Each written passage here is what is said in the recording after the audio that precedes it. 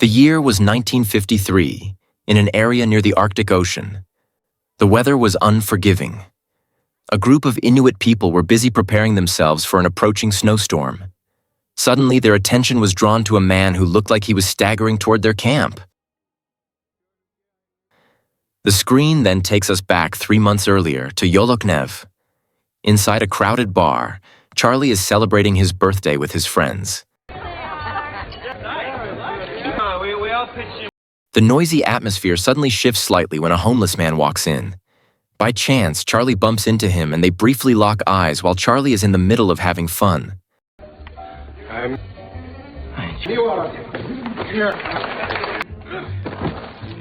The next day, Charlie wakes up late. He rushes out, but still ends up late for a meeting with his boss, Walter Shepard. Walter is there with 2 of their clients. Hey, Charlie. Yeah, cupcakes. In a firm tone, Walter reminds Charlie not to disappoint the clients who hired their flight services. During the meeting, Charlie tells Walter that he wants to take a short business trip for 2 or 3 days once his work is done. After a bit of negotiation, Walter finally allows Charlie to go with one condition. Charlie must keep reporting his whereabouts. And this is the beginning of the story in the film The Snow Walker, released in 2003. Bremen, well, sir, you have... Charlie's journey begins. His task today is to deliver supplies using his plane. After flying for some time, Charlie lands on a coastline. Not far from there, a group of Inuit people are setting up tents.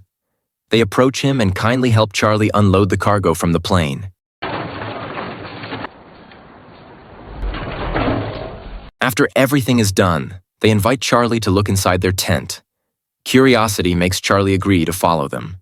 Inside, a heartbreaking sight is waiting. They show him their daughter, Kanalak, who is sick. With hope in their eyes, they beg Charlie to take the girl to the city so she can get help from a doctor. Charlie hesitates. Based on the symptoms, Kanalak seems to have tuberculosis. Besides, the cabin of his plane is already full of cargo. Charlie suggests that the family should return to their village instead. She stay. As Charlie walks back toward the plane, one of the family members approaches him.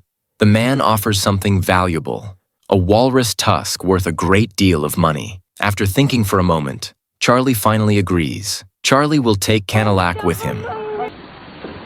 Number there. Eskimo. E500. Okay, here. In the middle of the flight, disaster strikes.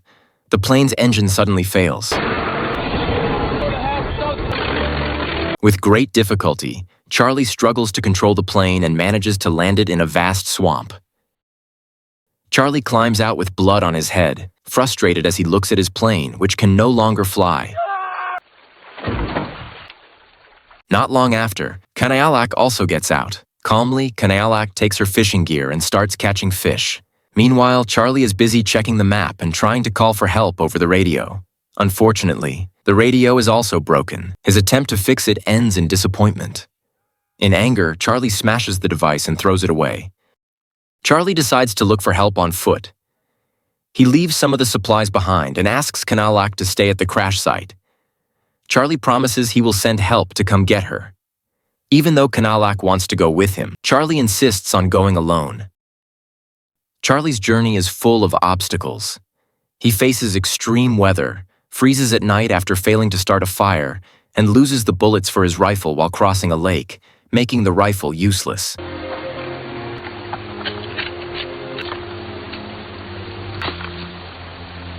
Elsewhere, Charlie's boss, Walter, starts to worry after hearing no news from him. Walter sends 2 of his men, John and Carl, to look for Charlie in the Bay Area. Meanwhile, Charlie, who is asleep, has a nightmare that wakes him up. When he comes to, Charlie is shocked to find swarms of mosquitoes flying around, many of them biting his body.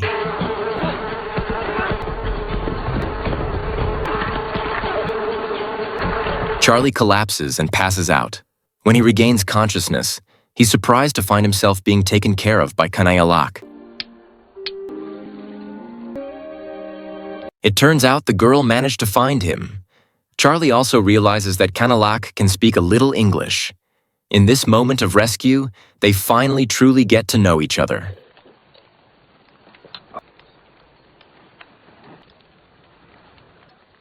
Six. Catch this? Meanwhile, at a different location, John and Carl arrive at the place where Charlie first landed his plane. There, they only find traces of tents that have already been abandoned. John immediately assumes the worst. He suspects that the Inuit people killed Charlie and destroyed his plane. Carl, who never really liked John to begin with, does not believe his theory at all.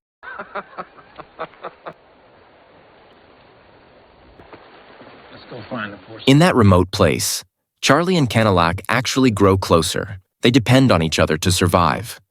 Every time Charlie sees Canalac coughing because of her illness, his heart feels heavy. Almec, Emic. Charlie also starts paying attention to and learning from the way Canalac hunts to get food. Back in the city, Walter becomes more and more frustrated because the search leads to nothing. Walter orders John to expand the search to the Back River area. Walter also finally calls Charlie's mother and tells her what is really happening. One afternoon, while Charlie and Canalac are resting by a lake, Charlie wakes up after hearing crying. He finds Canalac's condition getting worse. Charlie's face is filled with disappointment and helplessness, as he feels there is nothing he can do to help the poor girl. Up in the plain, John and Carl continue the search over the Back River area. However, John gives up quickly. He convinces Carl that the natural conditions in Back River are too harsh and that it's impossible for Charlie to survive. Carl wants to keep searching at first, but eventually gives in after being pressured by John. Carl suspects that John actually doesn't want to find Charlie because of his hatred. Time, who knows? It could be my ass. But that don't change the facts. Down below, Charlie suddenly hears the sound of an airplane engine. He runs with all his strength, shouting and trying to signal. But his hope is crushed when he sees the plane turn around and fly away. Disappointed, Charlie and Canalac decide to continue walking to find their way home. Along the way, they share stories about their backgrounds, which makes the bond between them even stronger. Good. You got away? Walter finally meets with Estelle and tells her that the 3-week search has been called off. They conclude that Charlie has died. Estelle is devastated when she hears the news. In the middle of their journey, Charlie and Canalac find the wreckage of another plane. Inside it, there is a human skeleton. Force out, bitch. Charlie finds a weapon and takes it. However, Canalac looks uncomfortable. Quietly, Canalac gathers the body and gives it a simple burial. She asks Charlie to return all the items he took from the plane wreckage. At first, Charlie objects, but eventually he agrees to Canalac's request.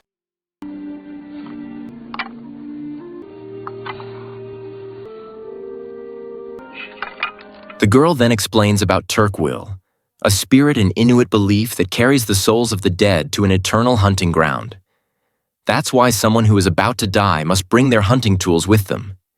Hearing this explanation, Charlie understands why he had to return the items. Tusu, Did you? it's your time now. So, fish. Meanwhile, Estelle comes to see Walter to try to comfort him.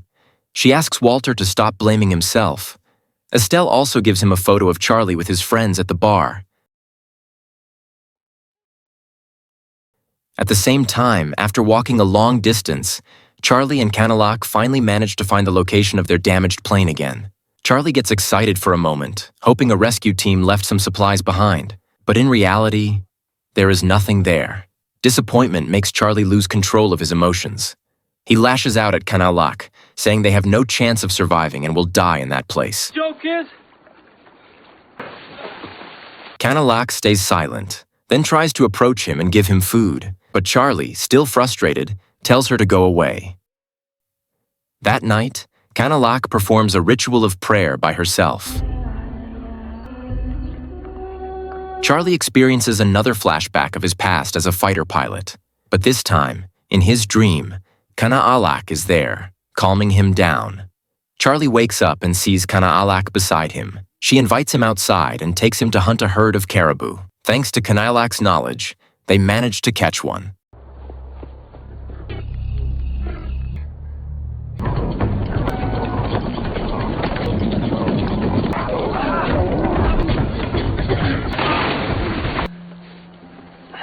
They eat together. In that moment, Charlie expresses his admiration for Kanaalak. He thanks her for everything she has done and for her ability to calm the hatred inside him and turn it into peace. Suddenly, Kanaalak's condition worsens. Her fever spikes and her cough brings up blood. Charlie immediately holds her tightly, trying to warm and comfort the girl who has become his friend at the end of the world. One cold night, Kanaalak tells Charlie about a little girl who used to go hunting with her family. One day, Turkwil came to take her father and mother. Because of a lack of food, both of her parents died, leaving the little girl alone and close to death. Kanaalak gave her blood to save the girl, until help finally arrived and they were both rescued. From that story, Charlie finally understands the origin of the wound on Kanaalak's hand that he often noticed. And what happened? Tricked. The next day, they continue their journey. Winter begins to set in, but Charlie and Kanaalak keep walking toward the city. Charlie tries to encourage Kanaalak by telling her about all the things he will show her once they arrive in the city. You been to the city? I was gonna tell you what. Mushrooms. Meanwhile, at Charlie's home, his belongings begin to be packed up and moved in preparation for a memorial. His family and relatives hold a church service, believing that Charlie has passed away. Out in the vast tundra, Kanaalak's condition continues to worsen. This time, she is no longer able to walk. Her silvered wings, sun-split cloud, and so chased the shouting wind along. One night, her condition looks very serious. Charlie does everything he can to take care of her, but Kanaalak seems to feel that her time is almost over. Weakly, she thanks Charlie for fighting to save her. Charlie is overwhelmed with sadness, and with a heavy heart, Kanaalak wipes away Charlie's tears and says goodbye.